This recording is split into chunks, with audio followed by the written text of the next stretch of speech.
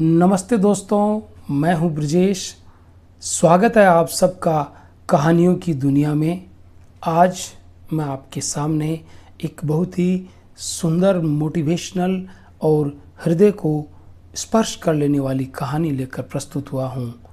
कहानी का शीर्षक अंधा कौन? क्या जिनके आंखें नहीं होती वो अंधे होते हैं, या आंखों वाले भी अंधे हो सकते हैं? तो शुरू करते हैं कहानी अंधा कौन। एक राजा था, 7 समुंदर पार तक उसका यश फैला हुआ था। उसको धन दौलत की कोई सीमा नहीं थी, दूर दूर तक उसका साम्राज्य फैला हुआ था।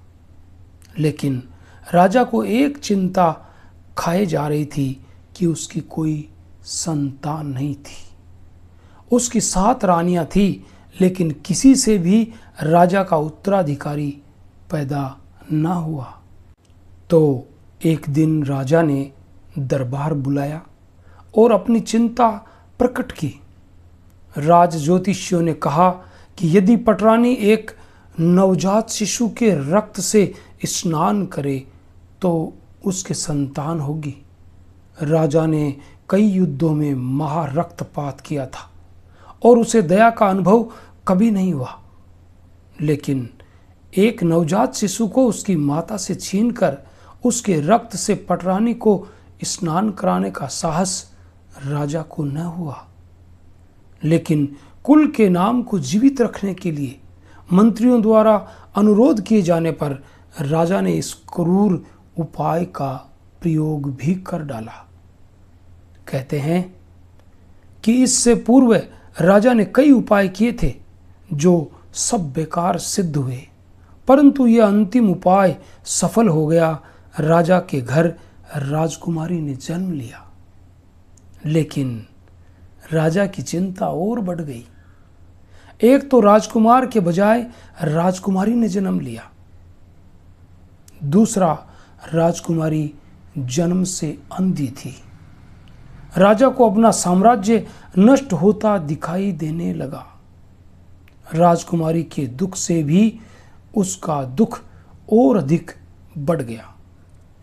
उसने कई प्रकार के मनोरंजनों से प्रसन्न करने का यत्न किया, लेकिन राजकुमारी दृष्टिहीन होने के कारण उनसे आनंद प्राप्त न कर सकी। और फिर उसके बाद राजा ने घोषणा की कि जो कोई भी राजकुमारी को ज्योति देगा उसका विवाह राजकुमारी से कर दिया जाएगा और वह राजा का उत्तराधिकारी भी बनेगा। प्रजा राजा के युद्धों और उसकी क्रूर नीति से भयभीत थी, लेकिन राजकुमारी के निरीह सौंदर्य को देखकर बहुत से लोग अपने नेत्रों से वंचित होने के लिए भी तैयार हो गए। लेकिन जब राजवैद्यों की सब औषधियां और ब्राह्मणों की प्रार्थनाएं बेकार हो गई, तो ये बलिदान कैसे सफल हो सकता था? कई वर्ष बीत गए। राजकुमारी युवावस्था में पहुंच गई। उसका सौंदर्य अप्रतिम था, लेकिन उसके नेत्रों को ज्योति न मिली। एक दिन की बात है, राजा राजमहल में चिंता में बैठा था कि दरबान ने बताया कि एक अंधा फकीर महाराज से मिलने का अभिलाषी है। कहता है कि वह इसी समय महाराज से भेंट करना चाहता है। राजा ने उसे बुला भेजा और फकीर के इस समय आने और विशेष अनुरोध का कारण पूछा। फकीर ने कहा कि वह देश भ्रमण करते करते इधर आ निकला और उसे ज्ञात हुआ कि राजकुमारी की नेत्र ज्योति जन्म से ही नहीं है और वह उसे ज्योति देने का इच्छुक है। राजा ये सुनकर क्रुद्ध हो उठा। उसने सोचा कि फकीर उससे हंसी कर रहा है। यदि इतना ही चमत्कार उसके पास है तो उसने स्वयं ज्योति क्यों नहीं प्राप्त कर ली? परंतु फकीर के आत्मविश्वास को देखकर राजा ने कहा, यदि तुम राजकुमारी की ज्योति दे दो तो राज घोषणा के अनुसार तुम्हारा विवाह राजकुमारी से कर दिया जाएगा। यदि तुम असफल रहे तो तुम्हें प्राण दंड मिलेगा।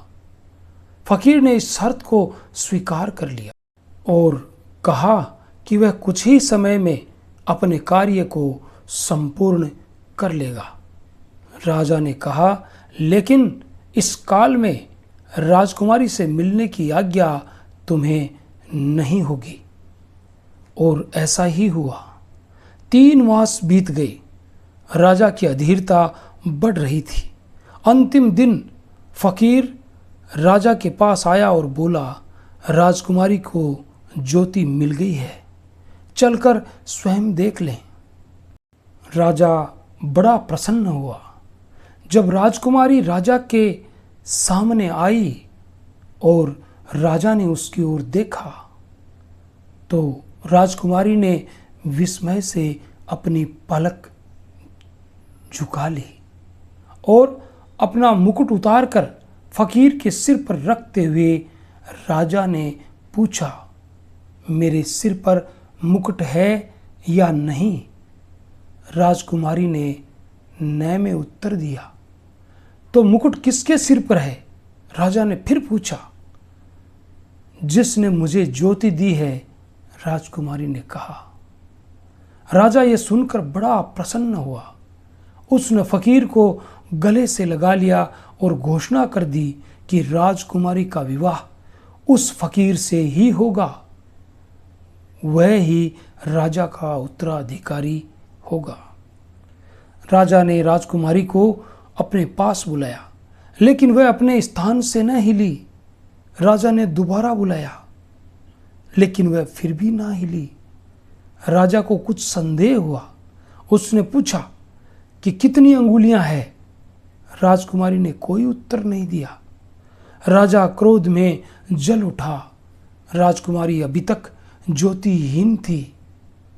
राजा ने मंत्री को आज्ञा दी कि फकीर को भूमि में आधा गाड़कर शिकारी कुत्तों से पड़वा दिया जाए। और ऐसा ही हुआ। कहते हैं कि उस दिन राजकुमारी बहुत रोई थी। इतना रोई थी कि उसकी आंखों से अंधेरे का पर्दा बह गया और उसे सब कुछ दिखाई देने लगा। राजा बड़ा प्रसन्न हुआ। उसने राजकुमारी को राजमहल की सब वस्तुएं दिखाई और उसके लिए वर खोजने की घोषणा कर दी। दूसरे दिन राजा ने राजकुमारी को नगर भ्रमण के लिए भेजा। राज उपवन में रंग बिरंगे पुष्पों ने राजकुमारी के मन को मोह लिया। वह सोचने लगी कि ज्योति के बिना प्रकृति के सौंदर्य और राजमहल की शोभा का आनंद वह कैसे प्राप्त कर सकती है। परंतु नगर भ्रमण में राजकुमारी ने कई कुरूप दृश्य और पीड़ित लोग देखे। उसका मन उदास हो गया। भूखे बच्चे बिलख बिलख कर मां को सूखी छातियों से लिपट कर सो गए हैं। वृद्ध अंतिम आयु में भी खांसते खांसते जीविका कमाने में संलग्न है। युद्ध में घायल युवक अंग विहीन थे और विधवाओं की आंखों में अश्रु थे। युवतियां क्षय रोग से पीड़ित थी। लेकिन सबसे अधिक दुख राजकुमारी को उस मां को देखकर हुआ जिसके नवजात शिशु के रक्त स्नान के कारण उसका जन्म हुआ था।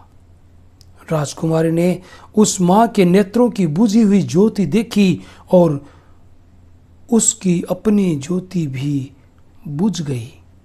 राजकुमारी एक बार फिर ज्योतिहीन हो गई।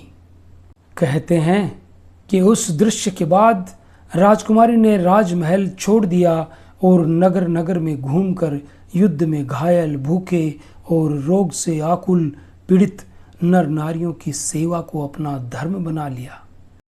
राजकुमारी का विचार था कि जिन दुखियारों को देखकर उसकी ज्योति चली गई है, उनके दुख दूर करने से ही उसे ज्योति मिल सकती है। लोग पूछते हैं कि राजकुमारी उस फकीर की मृत्यु पर क्यों रोई थी और 3 मास तक उस फकीर ने राजकुमारी को क्या पाठ पढ़ाया था। फकीर ने कहा था कि राजा और फकीर में कोई अंतर नहीं। राजमुकुट उसके सिर पर होता है जिसके मन में ज्योति होती है। दुख से ये ज्योति कभी जल उठती है और कभी बुझ जाती है। अंधा वह नहीं जो नेत्रहीन है, बल्कि वह है जो दुख देता है और दुख देखते हुए उसको दूर करने का उपाय नहीं करता। जिसके मन में करुणा है वह नेत्रहीन होकर भी ज्योतिवान है। ये थी कहानी अंधा कौन। कैसी लगी आपको? अगर आपको कहानी अच्छी लगी, पसंद आई तो चलते चलते हमारे चैनल को सब्सक्राइब अवश्य कर दीजिएगा। और मिलेंगे कल किसी अन्य इसी प्रकार की मोटिवेशनल कहानी में। तब तक के लिए all the best. Thanks for